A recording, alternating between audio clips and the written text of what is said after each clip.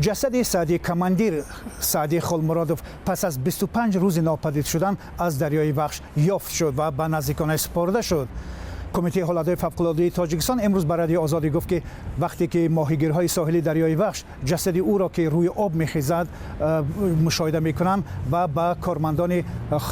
کمیته حالتهای فوق‌العاده خبر میدن و اینها او را از دریا میگیرند و به نزدیکانش میسپارند. طبری نزدیکان خود سعدی کماندیر امروز در صحبت به ما گفتند که او را به سنگتوده، یعنی به جایی که او تولد شد و در اونجا بزرگ شده است، به اونجا میبرند و در اونجا خاکسپاری میکنند.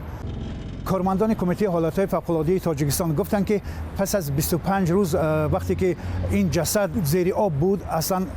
نتیجه جستجوی اونها هیچ نتیجه نمیداد و در نهایت جسد روی آب شد و ماهیگیرها آن را مشاهده کردند و به نزدیکان و به مقامات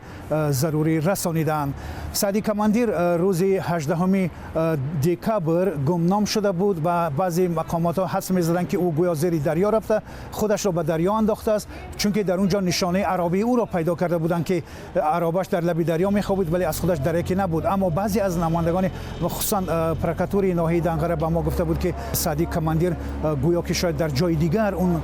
ففتیده باشد و در جای دیگر اون را باید جستجو کرد، ولی در نهایت امر جسد سعدی کماندیر از درون دریای وخش پیدا شد و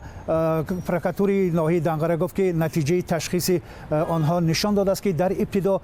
در یعنی جسد او حالت‌های زوراوری یا لطوکوب یا داغ یا نشانه از